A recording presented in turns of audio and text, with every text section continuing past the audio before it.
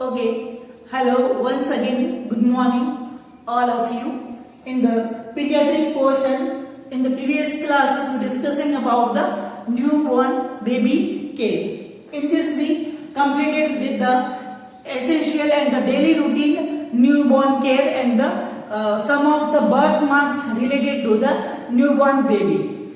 Then next one, in the same unit we are discussing about the physical examination of the newborn baby. ठीक है, means जो newborn baby birth होने के time के अंदर कौन कौन का जो नॉर्मल क्राइटेरिया उसके अंदर होता है और इसके अंदर क्या चेंजेस होगा, तो अबनॉर्मलिटी होगी वो on the spot the early stage के अंदर न्यूबॉर्न के टाइम के अंदर ही उसके अंदर आइडेंटिफिकेशन हम कर सकते हैं. ठीक है, तो न्यूबॉर्न का पूरा हेड जो टो उसके अंदर फिजिकल एग्जामिनेशन हम करेंगे. तो उसी के अंदर first of all we discussing about the vital science. ठीक है, मीन्स बॉडी के जो वाइटल ऑर्गन्स होते हैं. ठीक है, तो first of all we have to be check the proper growth and development and the functioning of the vital organs. It include the brain, the heart and the lungs and the other organs. ठीक है, then next in this vital sign we have to be check the heart rate, the respiratory rate, the temperature, the blood pressure. ठीक है, in the heart rate should be normal in the newborn baby, the 120 to 160 beat per minute. ठीक है, means जो उसका normal जो pulse rate होगी newborn baby के अंदर वो उसकी जो रेंज रहेगी 120 से लेकर 160 बीट पर मिनट. ठीक है, देन नेक्स्ट उसका जो रेस्पिरेटरी रेट, मतलब न्यूबॉर्न जो बेबी होगा उसका जो रेस्पिरेटरी रेट होगा वो उसकी रेंज रहेगी 30 to 60 ब्रीथ पर मिनट. ठीक है, मीन्स 30 से कम होगा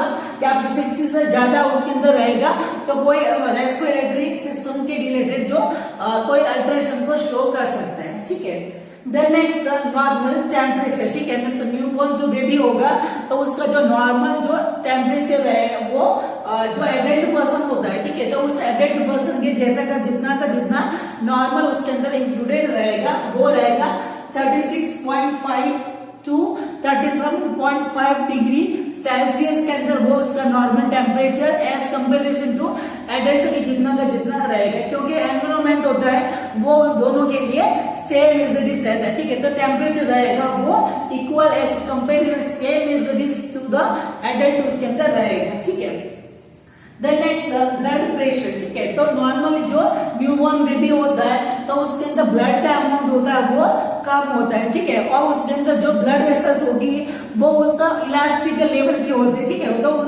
इलास्टिक लेवल की रहेगी तो उसके अंदर ब्लड प्रेशर होगा वो कम होगा. जैसे जैसे उसकी जो एज बढ़ती जाएगी तो ब्लड का अमाउंट होगा वो बढ़ेगा और जो ब्लड वेसल्स होगी उनकी जो इलास्टिसिटी होगी वो उसके अंदर वेरिएशन उसके अंदर आ सकती है. ठीक है, तो इसी की वजह से जो नॉर्मल जो न्यूबॉर्न बेबी होगा उसका जो सिस्टोलिक ब्लड प्रेशर का मतलब कि जब भी हार्ट के अंदर से ब्लड होता है वो आर्टरीज के अंदर जो पंप किया जाता है. ठीक है, तो पंप करने के टाइम के अंदर जो सबसे पहले पंप किया जाएगा तो उसके बाद में जो प्रेशर वो हमको आइडेंटिफाई होता है वो सिस्टोलिक ब्लड प्रेशर होता है. ठीक है, बट वापस रिलैक्स करने के बाद में जो थोड़ा बहुत जो ब्लड होता है वो ब्लड वेसल्स के अंदर होता है वो वापस रिवर्ट बैक होता है. ठीक है, मतलब पंप करने के बाद में जो सबसे पहले आएगा वो सिस्टोलिक होगा और पंप करने के बाद में हार्ट वापस रिलैक्स हो जाता है. ठीक है, तो रिलैक्स होने के बाद में जो ब्लड होता है वो वापस रिवर्ट बैक होता है. ठीक है, तो वो प्रेशर होगा उसको आप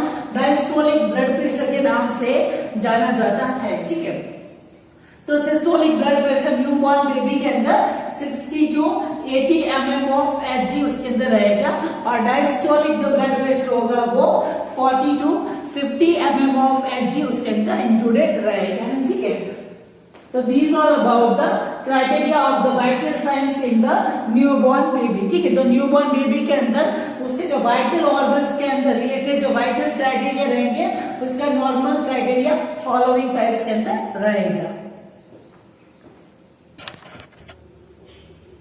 Okay, the next one in the same physical examination after the vital organs का जो साइंस रहेंगे तो वाइटल ऑर्गन्स का जो फंक्शनिंग रहेगा उसको असेसमेंट करने के बाद में नेक्स्ट जो क्राइटेरिया आएगा द एंथ्रोपोमेट्रिक मेजर्स. ठीक है, जो एंथ्रोपोमेट्रिक मतलब उसके जो फिजिकल जो ऑर्गन्स होते हैं या फिर उसकी जो फिजिकल ग्रोथ को शो करने वाले जो फैक्टर्स होते हैं. ठीक है, इस the weight, the length, the head circumference, the chest circumference, the mid-arm circumference, the abdominal circumference and the head frontalence. ठीक है, तो नॉर्मल द वेट जो न्यू बॉर्न का रहेगा एट द बर्थ टाइम के अंदर 2.5 to 4 किलोग्राम. ठीक है, मीन्स जो 2.5 किलोग्राम से लेकर 4 किलोग्राम तक उसके अंदर बेबी का वेट रहेगा. ठीक है, अभी 2.5 से यदि कम है मीन्स अप्रोक्स 2500 से यदि कम है अप्रोक्स की 1500, 1600, 1800, तो उसके अंदर आएगा जो वो बेबी रहेगा वो LBW रहेगा, तो लो बर्थ वेट जो बेबी के अंदर इंक्लूडेड किया जाएगा. ठीक है, और इसके अलावा यदि 4 किलोग्राम से यदि ज्यादा है ठीक है बर्थ के टाइम से, तो वो हमको इंडिकेट करेगा कि वो बेबी है वो ओवरवेट के अंदर इंक्लूडेड होगा. ठीक है, the next one the length. ठीक है, लेंथ का इट मीन्स रहेगा कि बेबी का न्यू बॉर्न बेबी रहेगा, उसका बर्थ होने के टाइम पे उसके अंदर उसका हाइट कितना होगा. ठीक है, तो उस बेबी का जो हाइट रहेगा एज कंपेरिजन टू नॉर्मल उसका जो क्राइटेरिया रहेगा 50 सेंटीमीटर तक हर बच्चे के अंदर वो शो की जाती है. ठीक है, बट उसका जो नॉर्मल क्राइटेरिया रहेगा मतलब उसका जो एवरेज हम कितना बोल सकते हैं 45 से लेकर 55 सेंटीमीटर. ठीक है, 45 से यदि कम जो उसकी जो लेंथ होगी जो वो हमको 12 के अंदर इंक्लूडेड किया जाएगा, मतलब जो बोना मतलब शॉर्ट हाइट के अंदर इंक्लूडेड किया जाएगा यदि 45 सेंटीमीटर से यदि कम है. ठीक है, देन नेक्स्ट 55 सेंटीमीटर से यदि ज्यादा है ठीक है, तो उस बेबी का जो एस्टिमेशन कर सकते हैं कि उसकी हाइट होगी वो टॉल होगी. ठीक है, तो ये हाइट का एवरेज रहेगा 45 से लेकर 55 सेंटीमीटर तक. ठीक है, और नॉर्मल उसका जो क्राइटेरिया 50 सेंटीमीटर उसके अंदर इंक्लूडेड रहेगा. ठीक है, then next one the head circumference. ठीक है, और न्यूबॉर्न बेबी का जो हेड सर्कमफ्रेंस का क्राइटेरिया. ठीक है, मीन्स उसके जो इंटरनल जो ब्रेन के जो ऑर्गन्स होते हैं वो उसके अंदर अच्छी तरह से उसके अंदर डेवलप हुआ है या नहीं हुआ. ठीक है, तो स्कल वाला जो पार्ट होगा वो उसके अंदर जो इसका जो हाइड्रोसेफालस या फिर जो नर्वस सिस्टम से रिलेटेड ब्रेन के रिलेटेड कुछ प्रॉब्लम वगैरह होगी तो अलग अलग साइज का उसका हेड वाला पोर्शन उसके अंदर रहेगा. ठीक है, तो उसको चेकआउट करने के लिए जो सर्कुलर जो हेड सर्कमफ्रेंस होता है ठीक है, तो हेड सर्कमफ्रेंस होता है वो उसके अंदर हम मेजरमेंट करेंगे. ठीक है, तो उसका जो नॉर्मल जो है हेड सर्कमफ्रेंस का क्राइटेरिया रहेगा वो 33 से 35 सेंटीमीटर तक रहेगा और नॉर्मल रेंज उसकी 34 सेंटीमीटर रहेगी. ठीक है, यदि उसका साइज यदि मैक्रोसेफल है ठीक है, मतलब जो साइज होगा वो हेड का यदि बड़ा होगा. ठीक है, तो जैसे कि हमने ग्रोथ एंड डेवलपमेंट के अंदर स्टडी किए थे कि यदि रिकेट्स वाली प्रॉब्लम या फिर हाइड्रोसेफालस होता है तो बेबी का जो सिर होता है वो उसके अंदर बड़ा हो जाता है. ठीक है, हाइड्रोसेफालस के अंदर या फिर अदर कोई ब्रेन का ट्यूमर वगैरह होता है. ठीक है, तो उस कंडीशन के अंदर मैक्रोसेफाली मतलब हेड होगा वो बड़ा हो जाएगा. ठीक है, तो हेड बड़ा होगा तो उसके अंदर हेड सर्कमफ्रेंस होगा वो भी उसके अंदर बढ़ जाएगा. ठीक है, तो उसका जो लेंथ होगा वो 35 से ज्यादा बड़ा हुआ 40 अप्रोक्स तक उसके अंदर हो सकता है. और यदि माइक्रोसेफाली मतलब उसका जो हेड का जो हेड सर्कमफ्रेंस होगा वो यदि छोटा रहेगा, मतलब ऐसी कोई कंडीशन जैसे कि डाउन सिंड्रोम या फिर कोई मेंटल रिटार्डेशन वाली कंडीशन उसके अंदर है तो उसका जो हेड का जो साइज होगा वो माइक्रो होगा, मतलब थोड़ा छोटा होगा. तो इसके अंदर जो हेड सर्कमफ्रेंस का जो क्राइटेरिया रहेगा वो 33 सेंटीमीटर से कम उसके अंदर रहेगा. ठीक है, the next one the mid arm circumference. ठीक है, तो मिड आर्म सर्कमफ्रेंस उसके अंदर रहेगा उसका जो न्यूट्रिशनल डेवलपमेंटल की स्टेज के अंदर हुआ है. ठीक है, तो यदि बेबी का जो न्यूट्रिशनल असेसमेंट है उसका किया जाएगा. ठीक है, तो माल नरिश वाली कंडीशन रहेगी वो उसके अंदर हम डिटेक्ट कर सकते हैं कि बेबी को ज्यादा जो न्यूट्रिशन डाइट होगा प्लान करने का जरूरत है या उसके अंदर नॉर्मल क्राइटेरिया फॉलो करने का जरूरत है. तो ये हम उसके अंदर मिड आर्म सर्कमफ्रेंस के द्वारा उसके अंदर माप सकते हैं. ठीक है, यदि उसका नॉर्मल क्राइटेरिया 11 से लेकर 12 सेंटीमीटर तक रहेगा. ठीक है, 11 से यदि कम होगा तो बेबी हमको इंडिकेट करेगा कि वो माल नरिशमेंट वाली कंडीशन के अंदर हो सकता है. ठीक है, और यदि वो अच्छा गुड न्यूट्रिशन वाली कंडीशन के अंदर होगा तो उसका जो मिड आर्म सर्कमफ्रेंस होगा वो 12 सेंटीमीटर से ज्यादा उसके अंदर शो हो सकता है. ठीक है, देन नेक्स्ट चेस्ट सर्कमफ्रेंस. ठीक है, चेस्ट सर्कमफ्रेंस वो उसके जो चेस्ट की जो थोरेसिक कैविटी होगी. ठीक है, तो थोरेसिक कैविटी को आइडेंटिफाई करने के लिए चेस्ट सर्कमफ्रेंस होता है, वो उसके अंदर हम आइडेंटिफाई करते हैं, ठीक है। बेसिकली ऐसा क्राइटेरिया होता है कि जो न्यूबॉर्न बेबी होता है तो उसका जो चेस्ट होता है, ठीक है, बर्थ के टाइम से अंदर वो सर्कुलर वे के अंदर होता है, ठीक है। तो सर्कुलर वे के अंदर होगा तो उसका नॉर्मल जो चेस्ट सर्कमफ्रेंस होगा वो क्राइटेरिया 30 से लेकर 32 सेंटीमीटर तक उसके अंदर रहता है, ठीक है। अब 30 से यदि कम रहेगा और 32 से यदि ज्यादा होगा तो अलग अलग टाइप की जो चेस्ट से रिलेटेड जो अबनॉर्मलिटीज होती है, ठीक है, जिसके अंदर आएगा रिकेट्स वाली प्रॉब्लम के अंदर पिजन चेस्ट हो जाता है, ठीक है, मतलब चेस्ट वाला पोर्शन होता है वो आगे की तरफ बढ़ जाता है, ठीक है।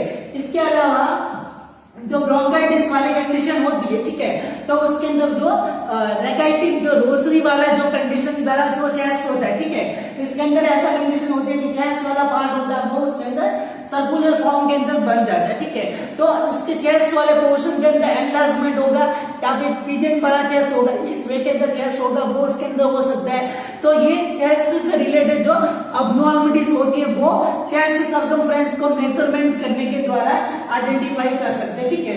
तो नॉर्मल जो चेस्ट सर्कमफ्रेंस रहेगा वो 30 से 32 सेंटीमीटर तक उसके अंदर रहेगा at the time of the birth. Then next one the abdominal circumference, ठीक है, जो abdominal circumference है उसका मेजरमेंट किया जाएगा कि जो abdominal ऑर्गन के अंदर कुछ डिफॉर्मिटी तो नहीं है या फिर उसको ब्रेस्ट फीडिंग करवाया है, ठीक है। तो बहुत सारी जो प्रॉब्लम्स होती है, ठीक है, जो कंजनाइटल जो मेटाबॉलिज्म या फिर जो गैस्ट्रिक सिस्टम से रिलेटेड जो प्रॉब्लम्स वगैरह होती है, ठीक है, तो उसके अंदर हमने देखा था कि एब्डोमिनल कैविटी के अंदर गैस का फॉर्मेशन हो जाता है, एब्डोमेन होता है वो डिस्टेंड होने लग जाता है, ठीक है। जैसे कि हमने कंडीशन पढ़ी थी ट्रैकियोइसोफेजियल जो फिस्टुला वाली कंडीशन होती है, सीलिएक डिजीज जिसके अंदर जो ग्लूटामिन प्रोटीन होता है उसकी वजह से उसको एलर्जिक रिएक्शन हो जाती है, ठीक है, या फिर उसके अंदर जो दूसरी हमने जो प्रॉब्लम पढ़ी थी, ठीक है, तो उन सब की वजह से जो बहुत सारी जो प्रॉब्लम उसके अंदर अराइज होती है, ठीक है। तो लैक्टोज इंटॉलरेंस वाली जो कंडीशन, तो ये सब के अंदर ऐसा होता है कि जो एब्डोमिनल वाला एरिया होता है उसके अंदर गैस का फॉर्मेशन हो जाता है, ठीक है। तो एब्डोमिनल कैविटी के अंदर डिफॉर्मिटी यदि उसके अंदर है, ठीक है, तो एब्डोमिनल सर्कमफ्रेंस के द्वारा हमको पता लग सकता है। तो एब्डोमिनल सर्कमफ्रेंस होगा वो इसमें पीछे से लेकर एब्डोमिनल का जो गर्द होगा वो साइज इसके अंदर मेजर करेंगे, ठीक है। तो नॉर्मल का एब्डोमिनल सर्कमफ्रेंस होगा वो 31 से लेकर 33 सेंटीमीटर तक रहेगा, ठीक है। अभी उसके अंदर यदि कोई हर्निया वाली कंडीशन, मतलब जो एब्डोमिनल कैविटी के ऑर्गन से बाहर निकल गया तो वो, या फिर उसके अंदर कोई ऐसा टेस्ट वाले उसके अंदर मतलब कोई पेरिटोनियल कोई इन्फ्लेमेशन वगैरह रहेगा तो उसके अंदर वेरिएशन उसके अंदर आ सकती है, ठीक है। और माल न्यूट्रिशन वाली कंडीशन होगा तो एब्डोमेन वाले एरिया के अंदर फैट वाली या फिर उसके अंदर जो मसल्स वगैरह उसके अंदर डिक्रीज उसके अंदर रहेगी तो एब्डोमिनल गर्द होगा वो उसके अंदर कम हो सकता है, ठीक है। देन नेक्स्ट वन रहेगा हेड फंडामेंटल्स, ठीक है, मींस जो न्यूबॉर्न जो बेबी होता है तो इसका स्कल वाला तो पार्ट यदि हम देखें, ठीक है, तो स्कल वाले पार्ट के अंदर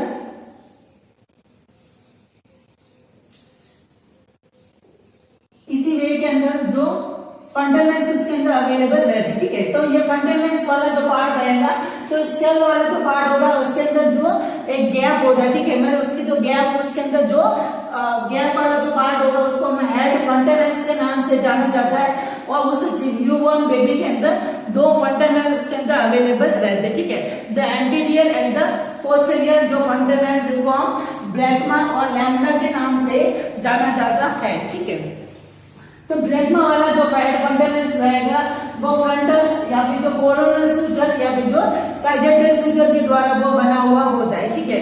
और ये डायमंड शेप का अपीयरेंस का होता है, ठीक है, मींस जो डायमंड का जो स्ट्रक्चर कैसा होता है उस डायमंड के स्ट्रक्चर का उसका अपीयरेंस रहेगा वो ब्रैकमा वाला जो एंटीरियर टाइप के अंदर जो फ्रंटल लेंस होगा उसको हम ब्रैकमा बोलते हैं, ठीक है। और पीछे वाला जो ऑक्सीपिटल वाले एरिया के अंदर जो फ्रंटल लेंस होता है वो ट्रायंगुलर शेप का होता है, ठीक है। जो ट्रायंगुलर शेप का जो फ्रंटल लेंस उसको हम लैम्डा बोलेंगे, ठीक है। और ये बना हुआ होता है ऑक्सीपिटल वाला जो सूचर होगा उसको हम लैम्बोइडल सूचर या फिर जो पैराइटल बोन होती है उसके बीच में जो सूचर होता है ये वाला सूचर, तो इसको हम सैजिटल सूचर के नाम से जाना जाता है, ठीक है। तो लैम्डा वाला जो फ्रंटल लेंस होगा वो सैजिटल एंड लैम्बोइडल सूचर के द्वारा बना हुआ होता है, ठीक है।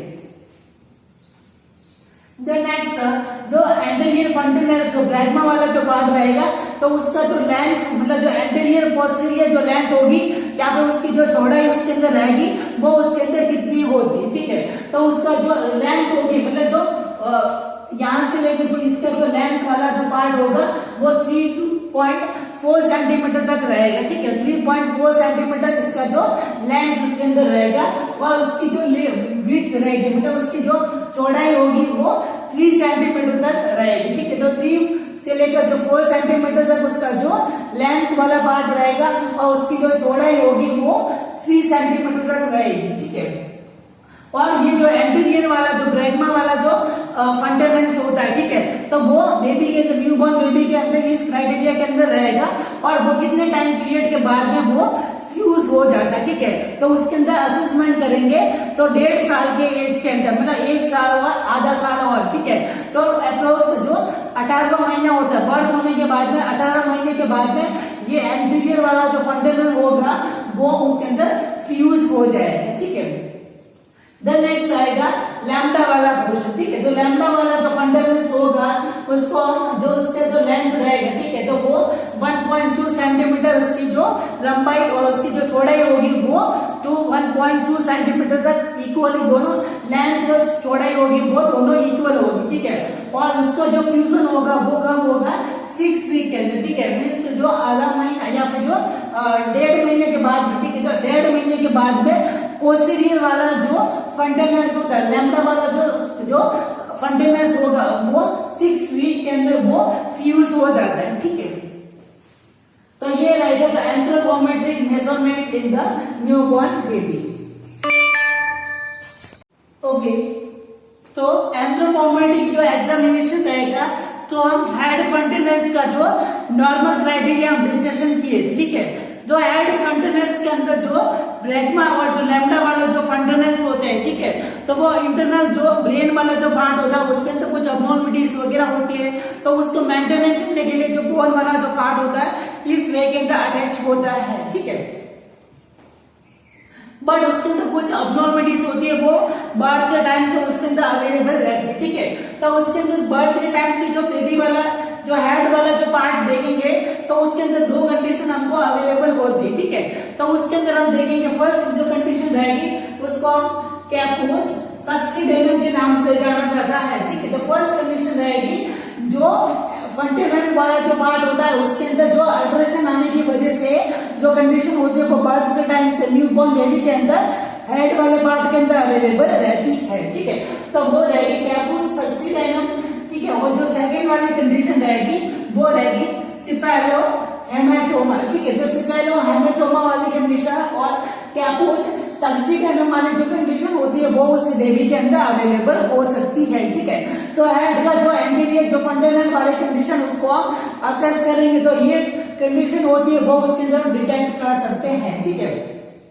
तो इसी वे के अंदर देखिए जो नॉर्मल जो फंडामेंटल वाला पार्ट होता है उसके अंदर जो डायमंड शेप का जो आगे वाला जो फंडामेंटल होता है वो नॉर्मली इसके अंदर ऐसा होता है, ठीक है। बट उसके अंदर तो इम्प्रॉपर यदि वेनस ड्रेनेज मतलब इसके वाले पार्ट के अंदर यदि ब्लड सप्लाई या जो वेन वगैरह जो ब्लड सर्कुलेशन आता है, ठीक है, पर नॉर्मल वे के अंदर उसके अंदर जो वेनस ड्रेनेज नहीं हो पाता मतलब आपको जो वेन के द्वारा जो ब्लड होगा वो उसके अंदर नहीं जा पाता, ठीक है, वेन के द्वारा।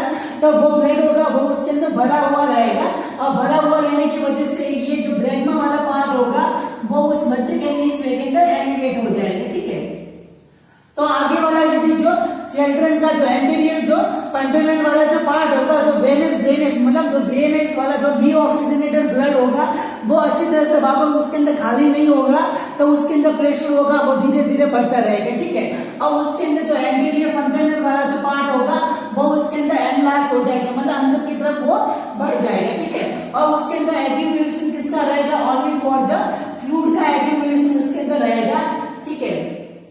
Then next now may present at the birth time normally, ठीक है। और ये जो नॉर्मली जो हर बेबी के अंदर बर्थ के टाइम के अंदर अवेलेबल हो सकता है, ठीक है। जो ज्यादातर जो न्यूबॉर्न जो बेबी का नॉर्मल क्राइटेरिया होता है तो उसके अंदर कैपुट सक्सीडेनम होता है वो नॉर्मल कंसिडर किया जाता है, ठीक है।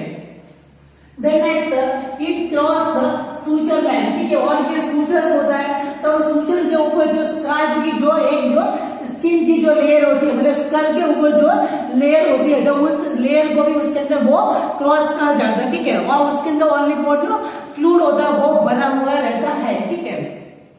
The next is automatically resolve in the 72 hours, ठीक है। और ये बर्थ होने के टाइम के बाद में जो 72 आवर्स मतलब जो अप्रोक्स 4 डेज के बाद में, मतलब 4 दिन के बाद में ऑटोमेटिकली ये रिजॉल्व हो जाता है। जो फ्लूइड होता है वो वापस ऑटोमेटिकली इसके अंदर एब्जॉर्ब हो जाता है, ठीक है। और वापस जो फंडामेंटल वाला पार्ट होता है वो नॉर्मल हो जाता है, ठीक है। तो ये वाली कंडीशन कहलाएगी कैपुट सक्सीडेंट, ठीक है। क्योंकि इसी के अंदर जो इम्प्रॉपर ड्रेनेज का ड्रेनेज नहीं होने की वजह से जो एंटीरियर फंडामेंटल होता है वो एनलार्ज हो जाता है, ठीक है। अभी इसके अंदर ओनली फॉर जो फ्लूइड होता है वो उसके अंदर एक्यूमुलेशन होता है, ठीक है। And may be present at the birth time normally, और बर्थ के टाइम के अंदर वो नॉर्मली कंडीशन के अंदर भी ज्यादातर नोटिस किया जाता है, ठीक है। And it may cross the suture line, ठीक है। और वो सूचर की जो लाइन होता है वो सूचर को क्रॉस कर देता है, और जो स्काल्प वाले जो लेयर्स होती है, स्किन की लेयर, वहां पे भी फ्लूइड होता है वो उसके अंदर प्रेजेंट होता है, ठीक है। और ये वाली कंडीशन के अंदर कोई सर्जिकल मैनेजमेंट, हमको ट्रीटमेंट करने का जरूरत नहीं होता। ये ऑटोमेटिकली 72 आवर्स मतलब 4 दिन के बाद में ऑटोमेटिकली रिजॉल्व हो जाता है, ठीक है। तो वो कंडीशन कहलाएगी क्या कुछ सक्सीडेंट, ठीक है। देन नेक्स्ट सेम इज इस कंडीशन के अंदर दूसरी जो एंटीरियर जो फंडामेंटल से रिलेटेड जो प्रॉब्लम रहेगी वो रहेगी सिफेलोहेमाटोमा, ठीक है। तो सिफेलोहेमाटोमा का मतलब जो रहेगा कि rupture of the minor when, ठीक है।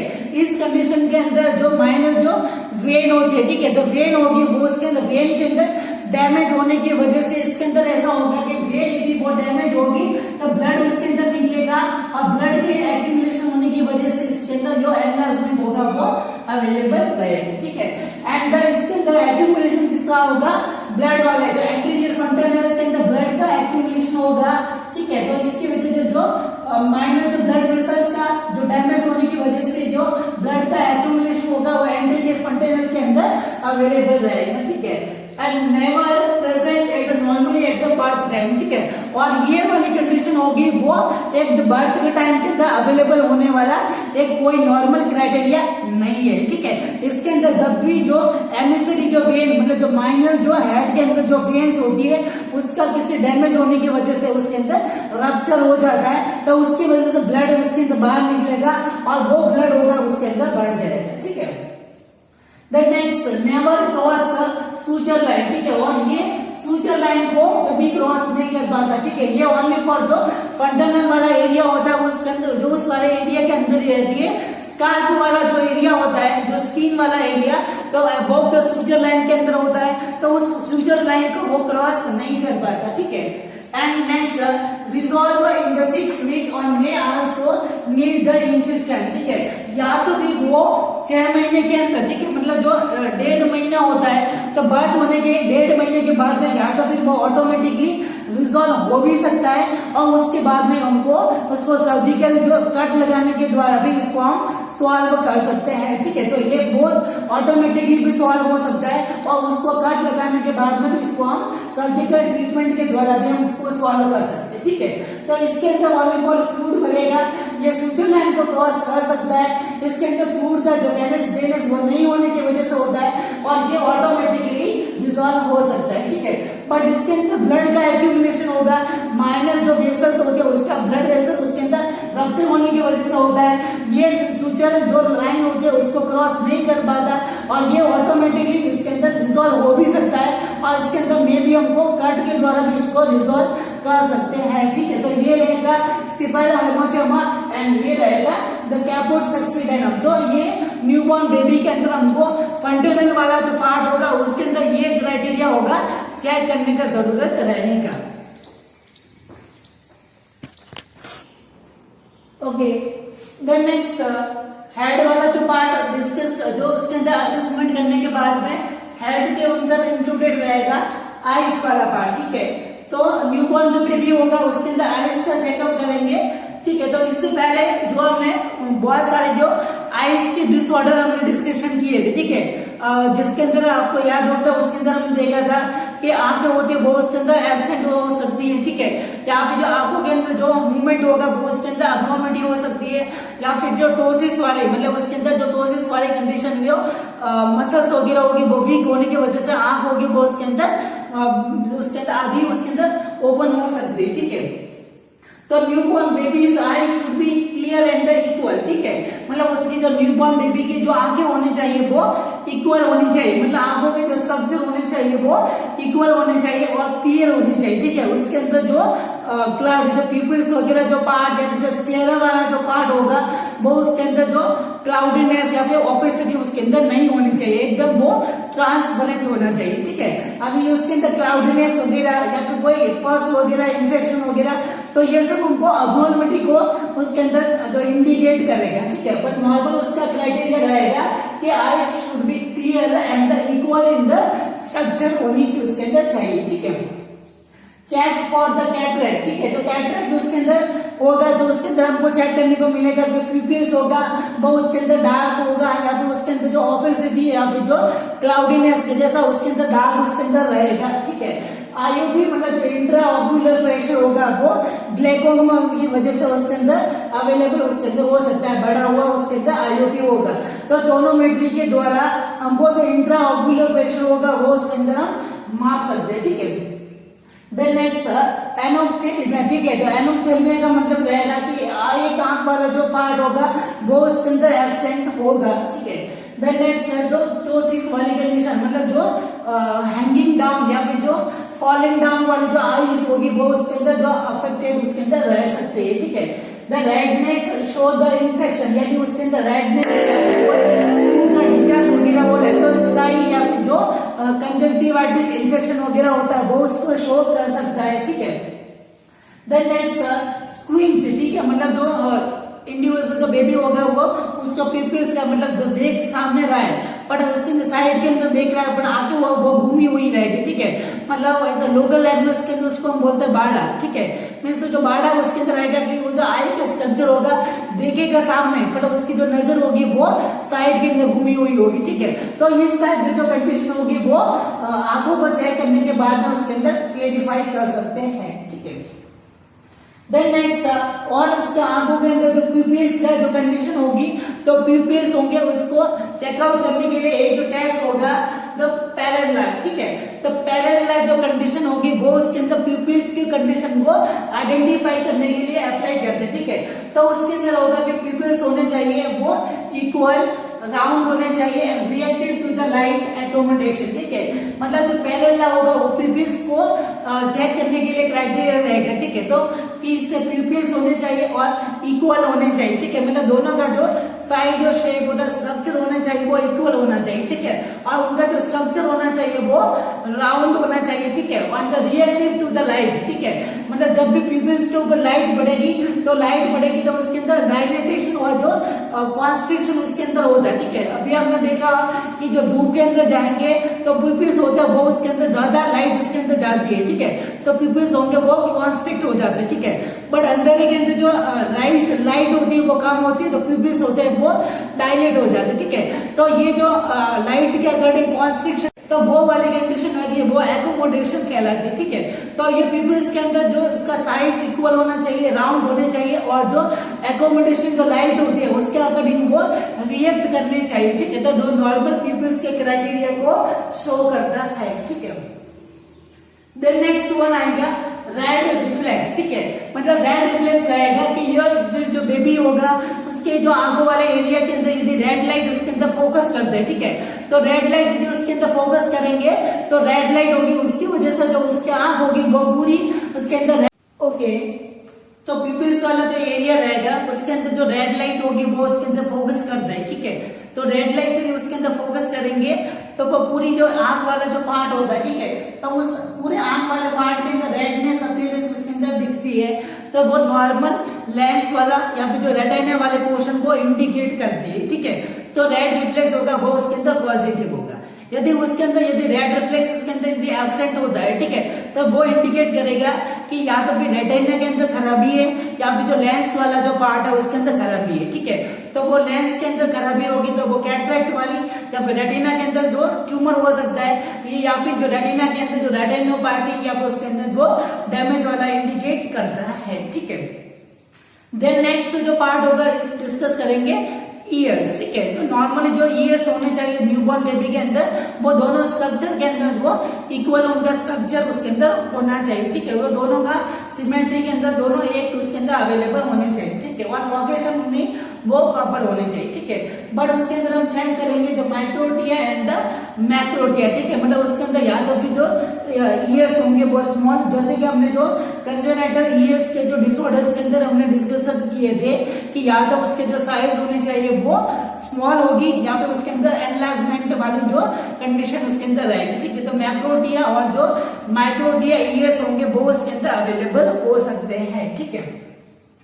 देन नेक्स्ट है इसके अलावा जो ईयर वाले एरिया के अंदर यदि पस का फॉर्मेशन यदि हो रहा है या फिर कोई अदर कोई रेडनेस वगैरह इंडिकेट हो रही है तो वो हमको ऐसा बताएगी कि उस ईयर वाले एरिया के अंदर कोई इन्फेक्शन वगैरह उसके अंदर हो सकता है, ठीक है। तो ये ईयर्स के अंदर न्यूबॉर्न बेबी के अंदर उसका जो साइज जो शेप रहेगा या फिर जो इंटरनल स्ट्रक्चर वगैरह वो उसके अंदर रहेगा या फिर वो साउंड की तरफ जो रेस्पॉन्स दे रहे हैं, ठीक है। मतलब जो बेबी होगा वो साउंड को रेस्पॉन्स दे रहा है या नहीं दे रहा है, ठीक है। तो वो उसके अंदर हम चेकआउट करेंगे, ठीक है। तो वो कोई भी उसके अंदर हम साउंड करेंगे तो उसका जो हियरिंग पैटर्न वो यदि नॉर्मल है तो बेबी होगा वो क्राई करेगा, ठीक है। यदि वो क्राई नहीं करता है तो वो इंडिकेट कर सकता है कि वो उसके अंदर जो साउंड रेस्पॉन्स मतलब हियरिंग उसके अंदर इंपेयरमेंट हो सकती है, ठीक है। इसके अलावा उसकी जो साइज मतलब स्मॉल साइज के या फिर जो एनलार्ज वाले जो ईयर्स उसके अंदर हो सकते हैं या फिर पल्स फॉर्मेशन या फिर कोई रेडनेस वगैरह होगी तो वो ईयर के इन्फेक्शन को